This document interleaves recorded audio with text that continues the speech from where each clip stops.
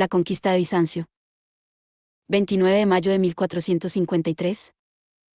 Intuición del peligro. El 5 de febrero de 1451, Mehmet, de 21 años, hijo mayor del sultán Murad, recibe a un mensajero que le trae hasta Asia Menor la noticia de que su padre ha muerto. Sin dar una sola explicación, ni a sus ministros ni a sus consejeros, el príncipe, tan taimado como enérgico, se lanza sobre el mejor de sus caballos y fustiga al magnífico pura sangre para, de una sola tirada, cubrir las 120 millas que le separan del Bósforo. Y de inmediato, en dirección a Gallipoli, cruza la orilla europea. Solo allí revela a sus partidarios la muerte de su padre. Para poder sofocar cualquier otra pretensión al trono, se apresura a reunir una tropa excelente y la conduce hacia Adrianópolis, donde en efecto es reconocido sin oposición como soberano del Imperio Otomano. Ya su primer acto de gobierno demuestra que la determinación de Mehmet es terriblemente despiadada. Para liquidar de antemano a cualquier rival de su misma sangre, hace que a su hermano menor de edad lo ahoguen durante el baño e inmediatamente después, y también esto prueba su premeditada astucia y su ferocidad, manda matar al asesino, al que ha obligado a cometer ese crimen. La noticia de que, sustituyendo a Murat, más prudente, Mehmet, ese joven apasionado y ávido de gloria, se ha convertido en sultán de los turcos, llena a Bizancio de pánico, pues gracias a cientos de espías se sabe que ese ambicioso ha jurado hacer suya la que en otro tiempo fuera la capital del mundo y que, a pesar de su juventud, emplea tanto sus días como sus noches en trazar planes estratégicos para llevar a cabo el proyecto de su vida. Al mismo tiempo, todos los informes hablan de las extraordinarias dotes militares y diplomáticas del nuevo paisa. Mehmet es a un tiempo piadoso y cruel, apasionado y malicioso, un hombre culto que ama las artes, que lee a César y las biografías de los romanos en latín, y que, sin embargo, es un bárbaro que derrama sangre como si fuera agua. Ese hombre de ojos delicados, melancólicos, con una afilada y arisca nariz de papagayo, se muestra a un tiempo como un trabajador infatigable, un soldado temerario y un diplomático sin escrúpulos. Y todas esas peligrosas fuerzas se concentran en una misma idea, sobrepasar ampliamente las hazañas de su abuelo Bayaceto y de su padre Murat, que por primera vez enseñaron a Europa la supremacía militar de la nueva nación turca. Pero su primer golpe, eso se sabe, se presiente, será contra Bizancio, la última y magnífica piedra preciosa de la corona imperial de Constantino y Justiniano. De hecho, para un puño decidido, esa piedra preciosa se encuentra desprotegida y al alcance de la mano. El Imperio bizantino, el Imperio romano de Oriente, que en otro tiempo abarcaba el mundo entero, desde Persia hasta los Alpes, extendiéndose también hasta los desiertos de Asia, un imperio universal que apenas se podía recorrer empleando meses y meses, se puede cruzar ahora a pie cómodamente en 3 horas. Por desgracia, de aquel imperio no ha quedado más que una cabeza sin cuerpo, una capital sin reino, Constantinopla, la ciudad de Constantino, la vieja Bizancio. Y de esa Bizancio, al emperador, al Basileus, no le pertenece más que una parte, la actual Estambul, mientras que Galata ya ha caído en manos de los genoveses y todo el país, más allá de los muros de la ciudad, en las de los turcos. El reino del último emperador tiene el tamaño de la palma de una mano, es tan solo una inmensa muralla circular en torno a iglesias, palacios y a una maraña de casas llamada Bizancio. Saqueada ya una vez hasta la médula por los cruzados, despoblada por la peste, extenuada por la eterna resistencia de los pueblos nómadas, desgarrada por las disensiones nacionales y religiosas, esta ciudad no puede aportar tropas ni arrojo viril para, con sus propias fuerzas, rechazar a un enemigo que la tiene agarrada por todas partes con tentáculos de pulpo. La púrpura del último emperador de Bizancio, Constantino Dragaces, es un manto de viento. Su corona, un juego del destino. Pero precisamente por estar cercada por los turcos y porque para todo el mundo occidental es sagrada. Gracias a una cultura común, de miles de años, Bizancio representa para Europa un símbolo de su gloria. Solo si la cristiandad unida defiende ese último y ya desmoronado baluarte en el este, Santa Sofía podrá seguir siendo una basílica de la fe, la última y al mismo tiempo la más bella catedral del cristianismo romano oriental. Constantino enseguida comprende el peligro. A pesar de todas las promesas de paz hechas por Mehmet, con comprensible temor, envía emisario tras emisario hasta Italia, con mensajes para el Papa, con mensajes para Venecia, para Génova, solicitando que envíen galeras y soldados. Pero Roma duda, y Venecia también, pues entre la fe de Oriente y la de Occidente se abre cada vez más el viejo abismo teológico. La Iglesia griega odia a la romana, y su patriarca se niega a reconocer en el Papa al supremo pastor. Aunque hace tiempo que, en vista del peligro turco, en 2 concilios celebrados en Ferrara y Florencia, se ha decidido la reunificación de ambas iglesias, asegurando con ello a Bizancio la ayuda contra los turcos. Pero en cuanto el peligro dejó de ser tan urgente para Bizancio, los sínodos griegos se negaron a poner en vigor el acuerdo. Solo ahora que Mehmed se ha convertido en sultán, la necesidad triunfa sobre la obstinación ortodoxa. Al mismo tiempo, con el ruego de una rápida ayuda, Bizancio envía a Roma la noticia de que está dispuesta a transigir. Entonces se equipan galeras con soldados y munición, más en uno de los barcos navega también el legado del Papa, para solemnemente hacer efectiva la reconciliación de ambas iglesias y hacer ver al mundo que quien ataque a Bizancio, desafía toda la cristiandad. La Misa de la Reconciliación. El espectáculo de aquel día de diciembre es grandioso. La magnífica basílica, cuyo lujo de antaño en mármoles y mosaicos y excelencias resplandecientes apenas podemos imaginar por la mezquita actual, celebra la gran fiesta de la reconciliación. Rodeado de todos los dignatarios de su imperio, aparece Constantino, el Basileus, para con su corona imperial ser el supremo testigo y garante de la eterna unión. El inmenso espacio, iluminado por incontables velas, está lleno a rebosar. Ante el altar celebran misa como hermanos el legado de la sede de Roma, Isidoro, y el patriarca ortodoxo Gregorio. Por primera vez, esta iglesia volverá a incluir en sus plegarias el nombre del Papa. Por primera vez, el piadoso cántico se eleva hacia las bóvedas de la imperecedera catedral simultáneamente en lengua latina y en lengua griega, mientras que el cadáver de San Espiridión es llevado en solemne procesión por las dos clerecías pacificadas. Una y otra fe, Oriente y Occidente, parecen unidas para siempre. Y por fin, tras muchos años de criminal disensión, se consuma la idea de Europa, el sentido de Occidente. Pero los momentos en los que a lo largo de la historia prevalecen el sentido común y la reconciliación son breves, efímeros. Cuando en la iglesia aún se unen piadosamente las distintas voces en una común oración, afuera, en una celda del monasterio, un monje erudito llamado Genadio trabaja ya con ahínco contra los latinos y la traición a la verdadera fe. Apenas impuesta por la razón, la alianza pacífica ya ha sido otra vez desgarrada por el fanatismo. Y así como el clero griego no piensa en absoluto en una sumisión efectiva, los aliados al otro extremo del Mediterráneo no se acuerdan de la ayuda que han prometido. Envían en efecto un par de galeras, unos 200 soldados, pero después la ciudad es abandonada a su propio destino. Comienza la guerra. Los poderosos, cuando proyectan una guerra, en tanto no están preparados por completo, hablan largo y tendido de la paz. Así, en su subida al trono también Mehmed recibe a los enviados del emperador Constantino con las más amables y tranquilizadoras palabras. Pública y solemnemente, jura por Dios y por sus profetas, por los ángeles y el Corán, que va a cumplir fielmente los acuerdos firmados con el Basileus, pero al mismo tiempo el taimado sultán llega con húngaros y serbios a un compromiso de recíproca neutralidad durante 3 años, precisamente el plazo en el que se ha propuesto apoderarse de la ciudad sin que nadie le estorbe. Solo entonces, después de haber prometido y jurado suficientemente la paz, Mehmed provoca la guerra quebrantando la ley. Hasta ahora, los turcos no poseían más que la orilla asiática del Bósforo, con lo que a través del estrecho los barcos podían llegar sin obstáculos desde Bizancio hasta el Mar Negro, su depósito de grano. Ahora Mehmed estrangula ese paso, cuando, sin preocuparse siquiera de dar una excusa, manda construir una fortaleza en Rumilizar, en la orilla europea, precisamente en la parte más angosta, por donde en otro tiempo, en los días de la dominación persa, el intrépido Jerjes atravesó el estrecho. De la noche a la mañana, cientos de miles de trabajadores se asientan en la orilla europea que, conforme a los tratados, no se puede fortificar, pero, ¿qué valor tienen los acuerdos firmados para los poderosos, y para procurarse el sustento saquean los campos de los alrededores, derribando no solo las casas, sino también la antigua y conocida iglesia de San Miguel, para hacerse con piedras para su fortaleza? El sultán en persona, sin descansar ni por el día ni por la noche, dirige la construcción. E impotente, Bizancio ha de presenciar cómo contra las leyes y los tratados le cierran el libre paso hacia el Mar Negro. Los primeros barcos que tratan de cruzar el mar hasta ahora libre, son tiroteados en plena paz. Tras esta primera y afortunada demostración de poder, cualquier otra regulación pronto resulta inútil. En agosto de 1452, Mehmed reúne a todos sus agas y bajades y abiertamente expone su intención de atacar Bizancio y apoderarse de ella. Y al anuncio pronto le sigue la brutal acción. Por todo el imperio turco se envían heraldos que recluten a todos aquellos que sean capaces de llevar armas. Y el 5 de abril de 1453, como una marea viva que irrumpe de repente, un inmenso ejército otomano inunda la llanura de Bizancio hasta llegar casi al pie de sus murallas.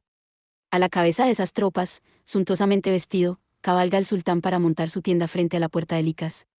Pero antes de que el viento ahueque los estandartes frente a su cuartel general, ordena que extiendan su alfombra de rezos. Descalzo, pone el pie sobre ella y se inclina 3 veces con el rostro vuelto hacia la Meca, llegando con la frente hasta el suelo. Tras él los cientos y cientos de miles de hombres que forman su ejército repiten en la misma dirección y con el mismo ritmo la misma oración, para que Alá les conceda el vigor y la victoria. Solo entonces el sultán se levanta. Del hombre humilde ha surgido de nuevo el arrogante. Del siervo de Dios, el jefe, el soldado.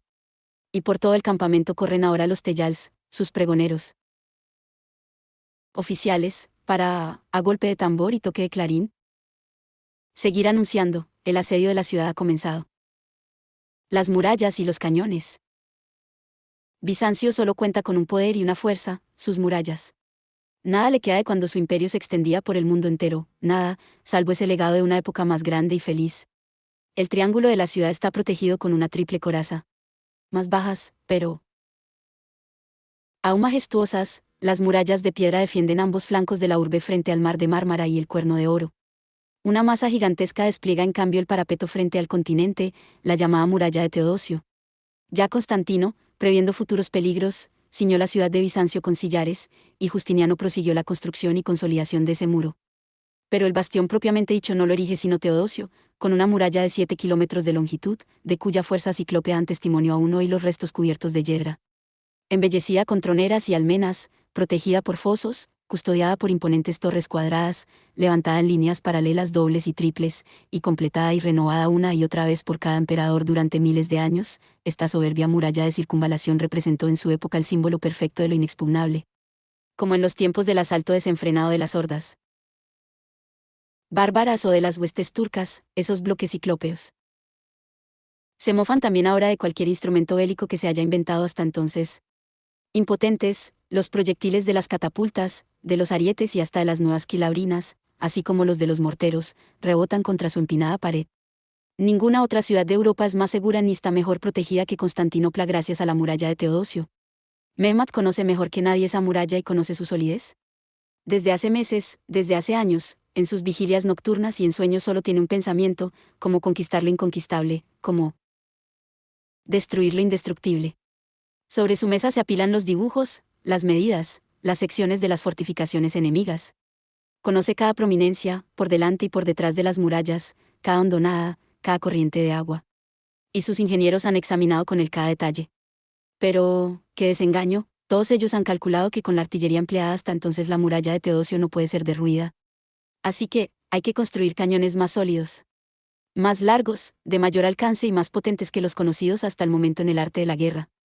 Y otros proyectiles, de una piedra más dura, más pesados, más demoledores, más destructivos que todos los fabricados hasta la fecha. Hay que inventar una nueva artillería para atacar esas murallas inaccesibles. No queda otro remedio. Y Mehmet se declara dispuesto a crear ese nuevo medio de asalto, cueste lo que cueste. Cueste lo que cueste. Semejante proclama despierta ya de por sí las fuerzas capaces de crear, de dar un nuevo impulso. Así, poco después de la declaración de guerra se presenta ante el sultán un hombre considerado como el fundidor de cañones más ingenioso y más experimentado del mundo. Herbas, el húngaro. Es cristiano y ya antes ha ofrecido sus servicios al emperador Constantino, pero, confiando, como es lógico, en que Mehmet le dará más dinero y que con él encontrará cometidos más osados para su arte, se declara dispuesto, si le facilitan medios ilimitados, a fundir un cañón tan grande como no se ha visto hasta entonces en toda la tierra. El sultán, al que, como todo aquel que está poseído por una única idea, ningún precio le parece demasiado alto, le asigna de inmediato un buen número de trabajadores. Y en miles de carros el bronce es transportado hasta Adrianópolis. Durante 3 meses, el fundidor, realizando infinitos esfuerzos y siguiendo métodos secretos de fraguado, prepara el molde en barro antes de que se realice la emocionante fundición de la masa incandescente. La obra da resultado. El inmenso tubo, el más grande que el mundo haya conocido hasta entonces, es sacado del molde y enfriado, pero antes de que se haga la primera prueba de disparo, Mehmet envía emisarios por toda la ciudad para advertir a las mujeres encintas. Cuando con enorme estruendo la boca iluminada por el rayo escupe la poderosa bola de piedra y destroza la muralla de un único tiro de prueba, Mehmet ordena que enseguida se fabrique toda una artillería en esas gigantescas medidas. La primera gran máquina arroja piedras, como aterrados llamarán después los escritores griegos a este cañón, se habría dado así felizmente por concluida, pero surge otro problema más grave. ¿Cómo arrastrar ese monstruo, ese dragón de bronce, por toda Tracia, hasta las murallas de Bizancio? Se pone en marcha una odisea sin precedentes, pues todo un pueblo, todo un ejército remolca durante 2 meses ese coloso rígido y de cuello largo. Primero las tropas de caballería, para proteger esa joya de cualquier ataque, se dispersan formando patrullas permanentes. Tras ellos, cientos, Tal vez miles de trabajadores se afanan día y noche en allanar las desigualdades de la calzada para facilitar tan pesado transporte, que tras de sí deja de nuevo los caminos destrozados durante meses. 50 pares de bueyes han sido enganchados a la ristra de carros sobre cuyos ejes, como en otro tiempo el obelisco, cuando fue llevado desde Egipto hasta Roma, se ha colocado el inmenso tubo de metal, repartiendo todo su peso con exactitud. 200 hombres a la derecha y a la izquierda se encargan de sujetar en todo momento el tubo que se balancea por su propio peso, mientras 50 carreteros y carpinteros se ocupan sin cesar de cambiar y engrasar los rodillos de madera, de afianzar los soportes, de poner puentes. Se comprende que esta inmensa caravana solo muy lentamente puede abrirse camino a través de montañas y estepas, al paso de los bueyes. Asombrados, en los pueblos se aglomeran los campesinos, que se persignan al ver ese monstruo de bronce, transportado de un país a otro como un dios de la guerra por sus servidores y sacerdotes. Pero pronto sus hermanos, fundidos en bronce en el mismo molde, son arrastrados del mismo modo. Una vez más, la voluntad humana ha hecho posible lo imposible. Y ya 20 o 30 de esos colosos enseñan sus negros hocicos frente a Bizancio. La artillería pesada ha hecho su entrada triunfal en la historia militar. Comienza el desafío entre la milenaria muralla del emperador romano oriental y los cañones del nuevo sultán. De nuevo hay esperanzas. Lentos, tenaces, pero irresistibles, los mastónticos cañones pulverizan y muelen con centellantes mordiscos los muros de Bizancio. Al principio cada uno solo puede realizar 6 o 7 disparos diarios, pero día tras día el sultán manda colocar otros y, en medio de nubes de polvo y escombros, con cada embate se van abriendo nuevas brechas en la obra de piedra, que se va derrumbando. Y aunque esos agujeros son reparados de noche por los sitiados con empalizadas de madera y balas de tela que se hacen cada vez más necesarias, ya no es la antigua muralla férrea, intacta. Con horror, los 8.000 habitantes que se encuentran tras las murallas piensan en la hora decisiva, en la que los 150.000 maometanos se lanzarán al ataque final contra la fortificación ya minada. Es hora, urge ya que Europa, que la cristiandad recuerde su promesa. Multitud de mujeres permanecen todo el día con sus niños en las iglesias, arrodilladas ante los relicarios. Desde todas las torres vigías echan día y noche los soldados para ver si en el mar de Mármara, surcado por los barcos turcos, aparece por fin la flota que prometieran el Papa y Venecia. Al fin, el 20 de abril, a las 3 de la madrugada, resplandece una señal. En la lejanía se han visto unas velas. No es la poderosa flota cristiana con la que sueñan, pero de todos modos, empujado lentamente por el viento, avanzan 3 grandes barcos genoveses y tras ellos un cuarto, más pequeño, un barco bizantino de transporte de cereales, que los otros 3 han rodeado con el fin de protegerlo. Enseguida toda la ciudad de Constantinopla se reúne entusiasmada en los muros de la orilla para dar la bienvenida a los que vienen en su auxilio. Pero al mismo tiempo, Mehmet se lanza sobre su caballo y desde su tienda de color púrpura se dirige a galope tendido hacia el puerto, donde está fondeada la flota turca. Allí da la orden de que, cueste lo que cueste, impidan que esos barcos entren en el puerto de Bizancio, en el Cuerno de Oro. La flota turca cuenta con 150 embarcaciones, por supuesto más pequeñas. Enseguida miles de remos chasquean en el agua. Armados con garfios para el abordaje, con bengalas y catapultas, las 150 carabelas se aproximan a las 4 galeras, pero empujados por un fuerte viento, los 4 potentes barcos se balancean y sobrepasan a los turcos que ladran con sus disparos y su griterío. Majestuosos, con las velas desplegadas, sin preocuparse de los agresores, se dirigen al seguro puerto del Cuerno de Oro, donde la famosa cadena, tendida desde Estambul hasta Galata, les ofrece una protección duradera frente a ataques y embestidas. Las 4 galeras están ya muy cerca de su meta. Pueden ver los rostros de cada una de los miles de personas que se agolpan contra los muros. Hombres y mujeres se arrojan de rodillas al suelo para dar gracias a Dios y a los santos por el glorioso salvamento. La cadena en el puerto retingla al bajar, para recibir a los barcos de socorro. Entonces ocurre algo espantoso. El viento repentinamente se para. Como retenidos por un imán, los 4 barcos de vela se quedan totalmente quietos. En medio del mar, a tan solo un par de tiros de piedra del puerto que sería su salvación. Con un salvaje griterío de júbilo toda la jauría de barcos de remo enemigos se lanza sobre las 4 galeras paralizadas que, como 4 torres, están clavadas en el agua sin moverse. Cual mastines que se encarnizaran sobre un venado, los pequeños barcos se cuelgan con sus ganchos de abordaje de los costados de los otros, dando con sus hachas agudos golpes en la madera para hacer que se hundan, trepando con equipos constantemente renovados por las cadenas del ancla, arrojando antorchas y tizones contra las velas para prenderles fuego. El capitán de la armada turca, decidido, hace avanzar su propio barco contra el de transporte de cereal, para abordarlo. Y ya ambos barcos están trabados entre sí como anillos. Los marineros genoveses, protegidos por lo elevado de la borda y por sus cotas de malla, al principio aún pueden rechazar a los que trepan hacia arriba, ahuyentar a los agresores con garfios, piedras y fuego griego, pero pronto hay que poner fin al cerco. Son demasiados contra muy pocos. Los barcos genoveses están perdidos. Horripilante espectáculo para los miles de personas que lo ven desde las murallas. A la misma distancia a la que el pueblo solía observar con placer las luchas cruentas en el hipódromo, con esa dolorosa proximidad pueden ahora asistir a una batalla naval en vivo y al naufragio al parecer inevitable de los suyos, pues a lo sumo quedan 2 horas para que los 4 barcos sucumban frente a la jauría enemiga sobre la arena del mar. En vano han venido en su auxilio. En vano.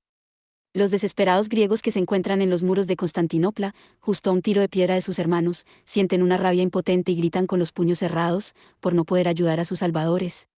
Algunos, con gestos feroces, tratan de enardecer a sus aliados en lucha. Otros, con las manos hacia el cielo, invocan a Cristo y al Arcángel San Miguel y a todos los santos de sus iglesias y monasterios que han protegido a Bizancio desde hace tantos siglos, para que hagan un milagro. Pero asimismo en la orilla opuesta, en Galata, los turcos aguardan, gritando y rezando con el mismo fervor por la victoria de los suyos. El mar se ha convertido en escenario. Y una batalla naval, en un juego de gladiadores. El propio sultán ha corrido hasta aquí a galope tendido. Rodeado por sus bajáes, cabalga hasta meterse en el agua, con lo que se moja la túnica. Y enfurecido, disponiendo las manos para que a través de ellas resuene su voz, grita a los suyos que tomen los barcos cristianos a cualquier precio. Cada vez que uno de sus barcos es rechazado, insulta y amenaza a su almirante sacudiendo la cimitarra. Si no vences, no vuelvas con vida. Aún resisten los 4 barcos cristianos. Pero la lucha ya llega a su fin. Los proyectiles, con los que rechazan a las galeras turcas, empiezan a escasear. Tras horas de lucha, el brazo de los marineros desfallece ya frente a una superioridad de 51. El día está declinando. El sol se hunde en el horizonte. 1 hora más y los barcos, aun cuando hasta ahora no hayan sido abordados por los turcos, serán arrastrados indefensos por la corriente hacia la orilla turca, detrás de Galata. Perdidos. Están perdidos. Entonces ocurre algo que a la multitud de Bizancio que gime y se lamenta desesperada le parece un milagro. De pronto se inicia un ligero soplo. De pronto se levanta viento. Y enseguida las flácidas velas de los 4 barcos se hinchan, abombándose. El viento, el añorado viento, el solicitado viento, se ha despertado de nuevo. Triunfalmente, se alza la proa de las galeras. De un golpe se hinchan las velas y las naves se balancean, adelantando con repentino ímpetu a los enemigos que revolotean a su alrededor. Son libres, están salvados. En medio del estruendoso júbilo de los miles y miles que se encuentran en las murallas, el primero, el segundo, el tercero, el 4 barco entran ahora uno tras otro en puerto seguro. La cadena de cierre vuelve a sonar elevándose protectora. Tras ellos, diseminada por el mar, queda impotente la jauría de los pequeños barcos turcos. Una vez más, el júbilo de la esperanza se cierne como un nubarrón de color púrpura sobre la sombría y desesperada ciudad. La flota avanza por encima de la montaña.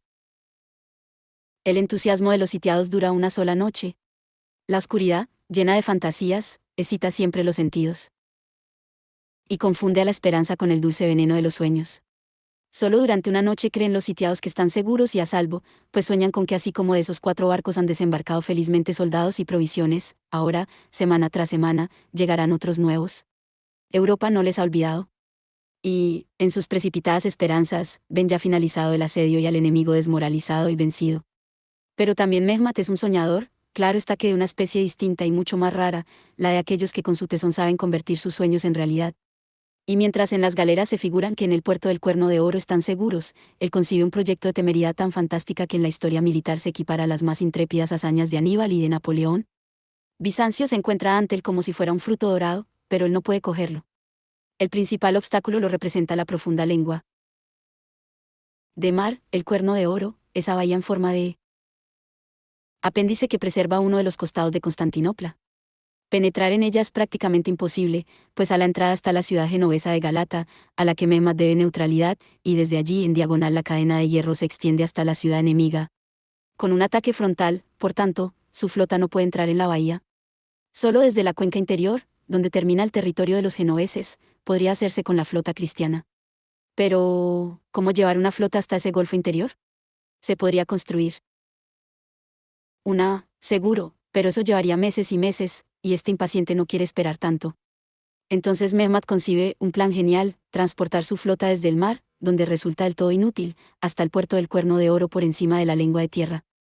Esta idea, atrevida hasta el punto de cortar el aliento, cruzar con cientos de barcos una montañosa lengua de tierra, parece de antemano tan absurda, tan impracticable, que los bizantinos y los genoveses de Galata la tienen tan poco en cuenta en sus cálculos estratégicos como antes los romanos y después los austriacos el rápido paso de Aníbal y el de Napoleón a través de los Alpes. Según toda nuestra experiencia, los barcos solo pueden ir por el agua, jamás una flota puede avanzar por encima de una montaña. Pero precisamente eso, en cualquier época, es la verdadera señal de una voluntad demoníaca, capaz de convertir en realidad lo imposible. En eso se reconoce siempre a un genio militar, en que durante la guerra se burla de las reglas militares y que, llegado el caso, aplica la improvisación creadora en lugar de los métodos comprobados. Se inicia así una empresa de colosales proporciones, una empresa que apenas tiene parangón en los anales de la historia. En secreto, Mehmet manda traer incontables cilindros de madera, que los carpinteros transforman en patines sobre los que después se disponen los barcos, que han sacado del mar, como sobre un dique seco móvil. Al mismo tiempo, miles de trabajadores se han puesto ya manos a la obra para, en la medida de lo posible, allanar el estrecho camino de herradura que asciende y luego desciende la colina de Pera. Pero para encubrir ante el enemigo la repentina acumulación de trabajadores, cada día y cada noche el sultán manda que por encima de la ciudad neutral de Galata se abra un terrible fuego de mortero, insensato de por sí, con el único fin de desviar la atención y ocultar el transporte de los barcos de unas aguas a otras por la montaña y el valle. Mientras los enemigos están ocupados y cuentan únicamente con un ataque por tierra, los incontables cilindros de madera, impregnados de aceite y de grasa, se ponen en movimiento, y sobre ese inmenso rodillo, un barco tras otro es arrastrado montaña arriba por innumerables parejas de bueyes con la ayuda de los marineros. En cuanto llega la noche, ocultándolos de cualquier mirada, inician el milagroso avance. En silencio, como todo lo grande, con premeditación, como todo lo que se emprende con astucia, se consuma el milagro de los milagros. Toda una flota avanza por encima de la montaña. Lo decisivo en toda acción militar es siempre el factor sorpresa. Y aquí queda acreditado magníficamente el extraordinario talento de Mehmet. Nadie sabe nada de sus intenciones. Si un pelo de mi barba supiera de mis pensamientos, me lo arrancaría, dijo una vez este ingenioso felón. En el más perfecto orden, mientras los cañones truenan arrogantes frente a las murallas, sus órdenes se llevan a cabo. En la noche del 22 de abril, 70 barcos son transportados de un mar al otro, sobre la montaña y el valle, atravesando viñedos, campos y bosques. A la mañana siguiente, los habitantes de Bizancio creen estar soñando. Una flota enemiga, traída como por encanto, navega, empavesada y tripulada, en el interior de su bahía supuestamente inaccesible. Se frotan los ojos y no comprenden cómo ha podido producirse ese milagro, pero los clarines, timbales y tambores gritan ya de júbilo bajo la muralla lateral hasta entonces protegida por el puerto. Todo el Cuerno de Oro, con excepción de aquel estrecho espacio neutral de Galata, donde la flota cristiana está encastillada, pertenece gracias a ese golpe genial al sultán y a su ejército. Sin que nadie le detenga, puede ahora conducir sus tropas por el puente flotante contra esa muralla más frágil.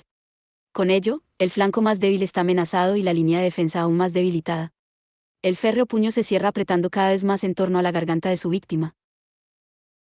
Europa, ayuda. Los sitiados ya no se engañan. Lo saben. Golpeados también en el flanco abierto, 8.000 frente a 150.000, no podrán resistir mucho tiempo tras sus murallas derrumbadas, si no llega ayuda lo más pronto posible.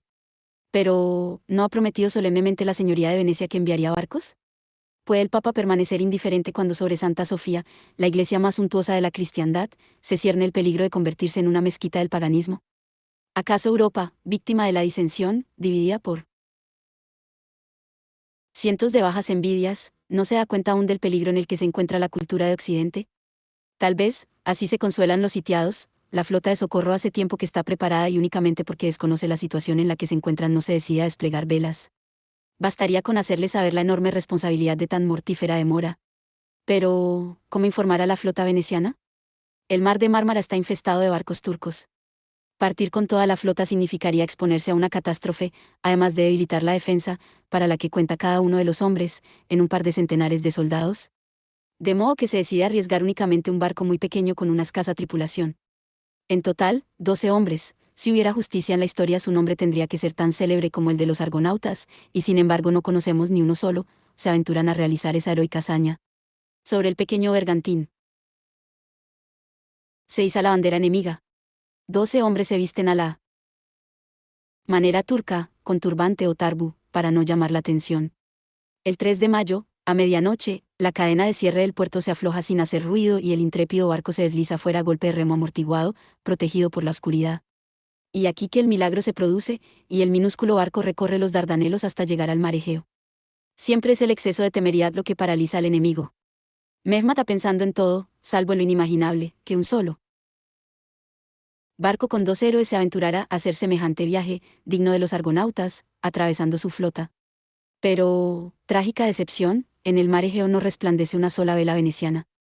Ninguna flota está dispuesta a prestar socorro. Venecia, el Papa, todos se han olvidado de Bizancio, todos, ocupados en su pequeña política de campanario, descuidan su honor y el juramento prestado. Una y otra vez se repiten en la historia estos momentos trágicos en los que, cuando sería necesario que la máxima centralización de todas las fuerzas unidas protegiera la cultura europea, los príncipes y los estados no son capaces de reprimir ni por un momento sus pequeñas rivalidades. Para Génova es más importante hacer retroceder a Venecia, y para Venecia a su vez a Génova, que, unidos por unas horas, combatir al enemigo común. El mar está vacío. Desesperados, estos 12 valientes reman sobre su cáscara de nuez de una isla a otra, pero por todas partes. Los puertos han sido tomados por el enemigo y ningún barco aliado se interna ya por territorio en guerra. ¿Qué hacer? Algunos de esos 12 hombres están con razón desanimados. ¿Para qué regresar a Constantinopla? ¿Para qué recorrer de nuevo el arriesgado camino? No pueden llevarles ninguna esperanza. Tal vez la ciudad haya caído ya. En cualquier caso, si regresan, les espera el cautiverio o la muerte. Pero, magníficos como siempre los héroes, a los que no se conoce, la mayoría se decide por el regreso. Les han encomendado una misión y tienen que cumplirla. Les han enviado en busca de noticias y tienen que llevarlas de vuelta. Aunque se trate de las más desalentadoras. Así, este minúsculo barco vuelve a aventurarse a través de los Dardanelos, el mar de Mármara y la flota enemiga. El 23 de mayo, 20 días después de su partida, cuando ya hace tiempo que en Constantinopla dan por perdida la embarcación, cuando ya nadie piensa en tener noticias o en la vuelta de esos hombres, de pronto un par de centinelas en las murallas agitan las banderas, pues con fuertes golpes de remo un pequeño barco avanza por el Cuerno de Oro. Y cuando por fin los turcos, informados por el estruendoso júbilo de los sitiados, se dan cuenta asombrados de que ese bergantín, que con insolencia ha atravesado sus aguas bajo bandera turca, es un barco enemigo, se lanzan sobre sus botes desde todas partes para capturarlo justo delante del puerto protector. Por un momento, Bizancio vibra con miles de gritos de júbilo creyendo que felizmente Europa se ha acordado de ellos y ha enviado por delante ese barco como embajada. Pero por la noche se difunde la terrible verdad. La cristiandad se ha olvidado de Bizancio. Los sitiados, si no se salvan ellos mismos, están solos, están perdidos. La noche antes del ataque. Tras 6 semanas de luchas casi diarias, el sultán está impaciente. Sus cañones han destruido las murallas en muchos puntos, pero todos los asaltos que ha ordenado han sido hasta ahora rechazados de un modo cruento. Y. A estas alturas, a un general en jefe solo le quedan 2 opciones: renunciar al cerco o bien, tras los incontables ataques aislados, disponer el gran asalto, el decisivo. Mehmet reúne a sus bajáes en consejo de guerra y su apasionada voluntad vence todos los escrúpulos. El gran embate, el decisivo, se fija para el 29 de mayo. Con su determinación acostumbrada, el sultán dispone los preparativos. Se organiza un día de fiesta. 150.000 hombres, desde el primero hasta el último, deben cumplir los solemnes ritos que prescribe el Islam, las 7 abluciones y el gran rezo 3 veces al día. Lo que aún queda de pólvora y proyectiles, se reserva para el ataque forzado de la artillería. Con el fin de que la ciudad esté preparada para hacer frente al asalto, las distintas tropas se dispersan para el ataque. Desde por la mañana temprano y hasta la noche, Mehmet no se permite ni un momento de descanso. Desde el Cuerno de Oro y hasta el mar de Mármara, a lo largo del inmenso campamento, cabalga de una tienda a otra, infundiendo personalmente valor a cada uno de los jefes, alentando a los soldados. Como buen psicólogo, sabe cómo atizar al máximo el ardor bélico de 150.000 hombres. Así, hace una terrible promesa, que para su gloria y deshonra cumplió a la perfección. Esa promesa la difunden sus heraldos a los 4 vientos con tambores y clarines. Mehmet jura en nombre de Alá, en nombre de Mahoma y de los 4.000 profetas, jura por el alma de su padre, el sultán Murad, por la vida de sus hijos y por su sable, que tras la toma de la ciudad concederá a sus tropas derecho ilimitado a 3 días de saqueo. Todo lo que hay dentro de esas murallas, enseres y bienes, ornamentos y joyas, monedas y tesoros, hombres, mujeres y niños, deberá pertenecer a los soldados victoriosos. Y él mismo renuncia a la parte que le corresponde, excepto al honor de haber conquistado ese último baluarte del Imperio Romano de Oriente. Los soldados reciben esa brutal proclama con rabioso júbilo. Como un tornado, el fuerte estruendo del júbilo y los furibundos gritos de «Allá y allá», lanzados por miles de hombres, llegan hasta la aterrorizada ciudad. Hagma. Hagma, saqueo. Saqueo. La palabra se convierte en un grito de guerra. Crepita con los tambores. Ruge con los clarines y los timbales. Y por la noche el campamento se transforma en un festivo mar de luces. Estremecidos, los sitiados contemplan desde las murallas como millares de luces y antorchas arden en la llanura y en las colinas, y como los enemigos celebran por anticipado la victoria con trompetas, silbatos, tambores y tamboriles. Es como la atroz y ruidosa ceremonia de los sacerdotes paganos antes del sacrificio. Cuando de pronto, alrededor de medianoche, todas las luces se apagan de un golpe siguiendo la orden de Mehmet. Bruscamente, ese ardiente sonido formado por miles de voces se extingue. Pero el repentino enmudecimiento y la pesada oscuridad, más aún que el frenético júbilo a la luz bulliciosa, atormentan a quienes, trastornados, se mantienen a la escucha. La última misa en Santa Sofía. Los sitiados no necesitan de ningún emisario, de ningún desertor, para saber lo que les espera. Saben que se ha ordenado el asalto, y el presentimiento de un deber y de un peligro enorme pesa sobre toda la ciudad como un nubarrón tormentoso. La población, en otras ocasiones dividida en facciones y disensiones religiosas, se agrupa en estas últimas horas. Siempre es la más extrema necesidad la que consigue crear el espectáculo incomparable de la unidad en la tierra. Para que todos sepan qué es lo que están obligados a defender: la fe, un gran pasado, una cultura común, el Basileus dispone que se celebre una conmovedora ceremonia.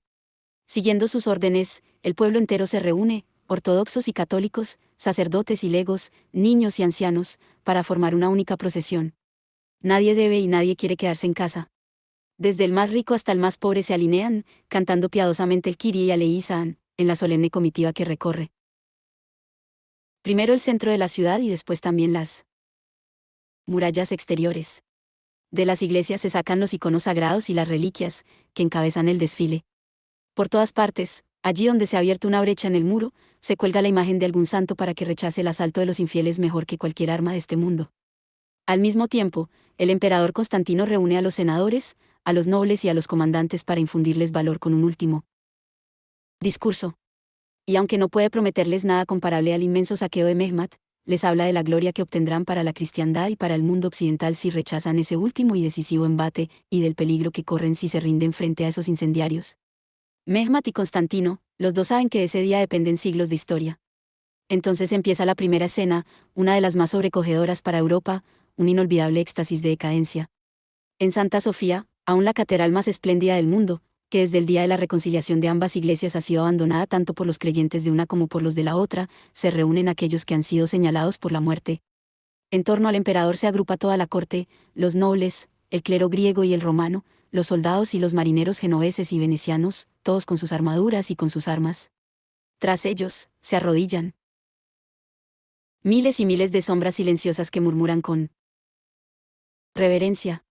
El pueblo, agobiado, estremecido por el miedo. Y las velas, que con esfuerzo luchan con la oscuridad de las bóvedas, iluminan a esa masa que unánime reza postrada como un solo cuerpo. Es el alma de Bizancio, la que aquí ruega a Dios. El patriarca eleva ahora su voz poderosa, exhortándoles. Cantando, le contestan los coros. Una vez más, suena en ese espacio la sagrada, la eterna voz de Occidente, la música. Entonces uno tras otro, el emperador primero, suben al altar para recibir el consuelo de la fe. Y el incesante oleaje de la oración resuena y retumba en el gigantesco espacio, elevándose hasta las bóvedas. La última misa del Imperio Romano Oriental, la misa de difuntos, ha comenzado, pues la fe cristiana vive por última vez en la Catedral de Justiniano.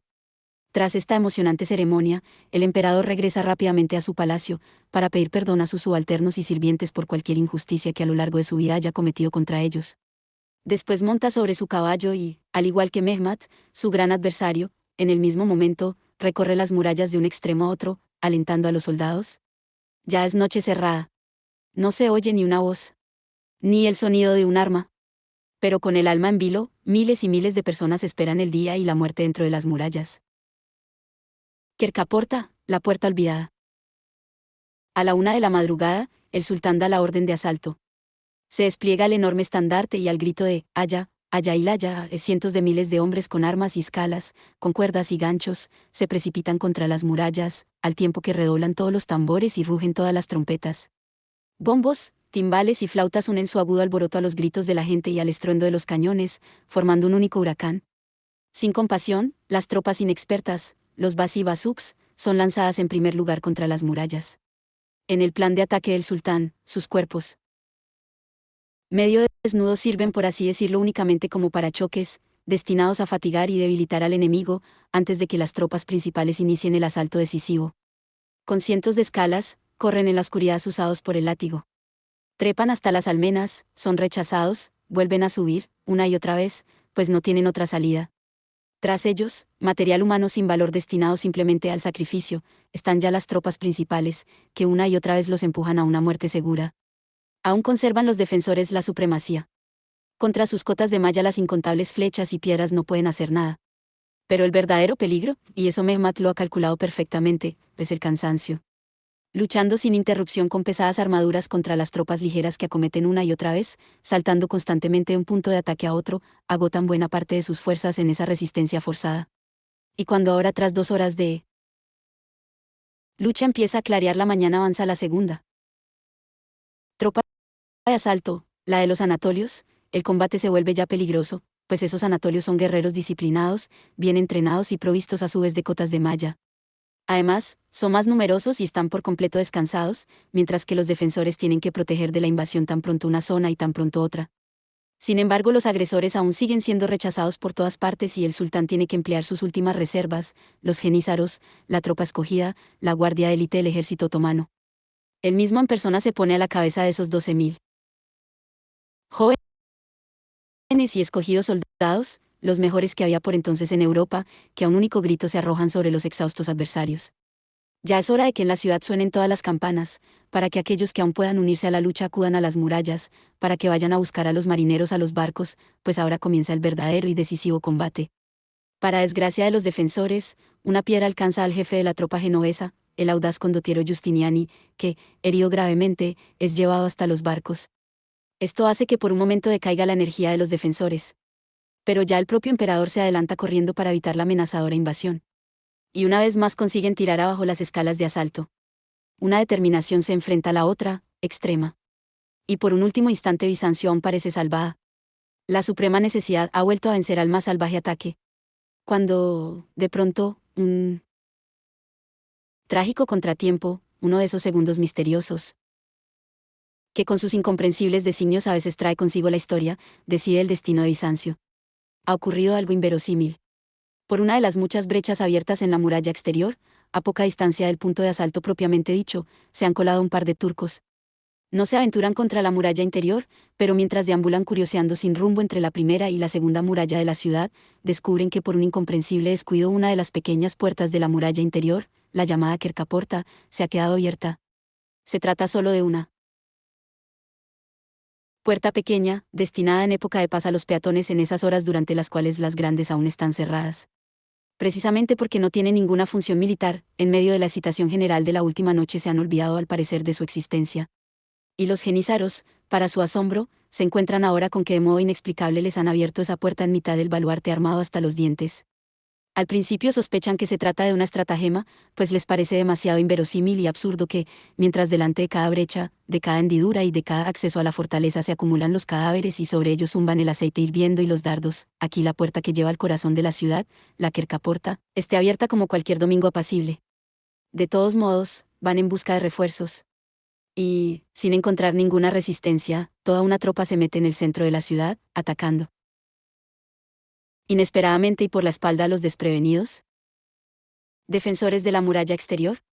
Unos guerreros descubren a los turcos detrás de sus filas y fatalmente se eleva ese grito que en toda batalla resulta más mortífero que cualquier cañón, el grito del falso rumor: la ciudad está tomada. Cada vez más fuerte, los turcos gritan de júbilo: la ciudad está tomada. Y ese grito hace pedazos toda resistencia. Las tropas mercenarias, creyendo que han sido traicionadas, abandonan sus puestos, para ponerse a salvo en el puerto y en los barcos. No sirve de nada que con unos cuantos hombres de confianza Constantino se lance contra los invasores. En medio de la confusión, cae herido, sin que nadie le reconozca, y solo al día siguiente, por unos zapatos de color púrpura decorados con el águila de oro, se comprueba que el último emperador de Oriente ha perdido la vida honrosamente, desde el punto de vista romano, junto a su imperio. Un pequeñísimo azar, Quercaporta, la puerta olvidada, ha decidido la historia del mundo. La cruz se desploma. A veces la historia juega con los números, pues justo 1000 años después del memorable saqueo de Roma por los vándalos, comienza el de Bizancio. Terrible, fiel a sus promesas, Mehmet, el vencedor, mantiene su palabra. Sin orden ni concierto, tras la primera masacre, entrega a sus guerreros casas y palacios, iglesias y monasterios, hombres, mujeres y niños. Y a miles corren como demonios por las calles, para anticiparse los unos a los otros. El primer ataque se dirige contra las iglesias, donde brillan los vasos de oro, donde resplandecen las joyas. Y cuando penetran en una casa, izan delante sus pendones, para que los que vengan detrás sepan que ahí el botín ya ha sido acaparado. Pero ese botín no solo consta de piedras preciosas, telas, dinero y todos aquellos bienes que se puedan transportar, también las mujeres son mercancía para los herrallos, y los hombres y niños para el mercado de esclavos. En manadas, los desdichados que se han refugiado en las iglesias son conducidos bajo el látigo. Los viejos, considerados como bocas inútiles y como una carga invendible, son asesinados. A los jóvenes, atados unos a otros, se los llevan de allí. Y a la par que la rapiña, se desencadena una destrucción insensata. Lo que de valiosas reliquias y obras de arte dejarán los cruzados tras su saqueo probablemente igual de terrible, es machacado, despedazado y desgarrado por los rabiosos vencedores. Las lujosas imágenes son destruidas. Las más espléndidas estatuas, destrozadas a martillazos. Los libros, en los que la sabiduría de siglos, la riqueza inmortal del pensamiento y de la poesía griegos, debía conservarse para toda la eternidad, son quemados o tirados sin ningún miramiento. Jamás llegará la humanidad a conocer en su totalidad la desgracia que en aquel momento decisivo penetró por la puerta abierta de Quercaporta, ni todo lo que el mundo del espíritu se perdió en los saqueos de Roma, Alejandría y Bizancio. Solo por la tarde, tras la gran victoria, cuando ya ha finalizado la carnicería, Mehmet entra en la ciudad conquistada. Arrogante y serio, cabalga en su magnífico corcel ante las salvajes escenas del pillaje, sin volver la mirada. Se mantiene fiel a su palabra de no estorbar en su espantoso negocio a los soldados que le han dado la victoria. Su primer recorrido no lo hace movido por el lucro, pues lo ha ganado todo. Orgulloso, cabalga hacia la catedral, la radiante cabeza de Bizancio. Durante más de 50 días ha dirigido con nostalgia su mirada hacia la cúpula resplandeciente e inalcanzable de Santa Sofía. Ahora, como vencedor, puede traspasar su puerta de bronce. Pero una vez más, Mehmet pone freno a su impaciencia. Primero quiere dar las gracias a Alá, antes de dedicarle esa iglesia para todos los tiempos. Humilde, el sultán desciende del caballo e inclina profundamente la cabeza hasta el suelo para rezar. Después coge un puñado de tierra y lo esparce sobre su cabeza, para recordar que es mortal y que no puede vanagloriarse de su victoria. Y solo ahora, después de haber mostrado a su Dios su humildad, el sultán se pone en pie y entra, el primer servidor de Alá, en la catedral de Justiniano, la iglesia de la Sagrada Sabiduría, la iglesia de Santa Sofía. Con curiosidad y emoción, el sultán contempla el soberbio edificio, las altas bóvedas, resplandecientes de mármol y de mosaicos, los suaves arcos, que desde la penumbra se alzan hacia la luz. Y siente que ese palacio, el más majestuoso que se haya erigido jamás para la oración, no le pertenece a él, sino a su Dios. De inmediato manda llamar a un imán, que sube al púlpito y desde allí anuncia el credo maometano, mientras el paisá, con el rostro vuelto a la Meca, recita en esa catedral cristiana la primera plegaria a Alá, el Señor de los mundos. Al día siguiente los trabajadores reciben el encargo de retirar todos los signos de la fe anterior. Los altares son arrancados. Los mosaicos, enlucidos. Y la elevadísima cruz de Santa Sofía, que durante miles de años ha extendido sus brazos para abarcar todo el dolor de la tierra, se desploma chocando contra el suelo con un ruido sordo. El eco del sonido de la piedra retumba por toda la iglesia y se difunde muy lejos, pues con esa caída tiembla todo Occidente. Terrible, la noticia llega hasta Roma, hasta Génova, hasta Venecia. Como un trueno, como una señal de peligro, resuena en Francia, en Alemania. Y estremecida, Europa se entera de que, gracias a su sorda indiferencia, a través de una funesta puerta olvidada, la Quercaporta, ha irrumpido un fatal poder destructor que durante siglos contendrá y paralizará sus fuerzas. Pero en la historia, como en la vida del hombre, el lamentarse no devuelve una ocasión perdida. En miles de años no se repone lo que se pierde en una sola hora. Huida hacia la inmortalidad del descubrimiento del Océano Pacífico. 25 de septiembre de 1513. Aparejan un barco. 1493. En su viaje de regreso desde la América recién descubierta, Colón muestra durante su entrada triunfal por las atestadas calles de Sevilla y Barcelona infinidad de objetos de lujo y curiosidades. Hombres de piel roja, de una raza desconocida hasta entonces, animales nunca vistos, papagayos multicolores, que gritan, los torpes tapires, plantas y frutas raras, que pronto encontraremos.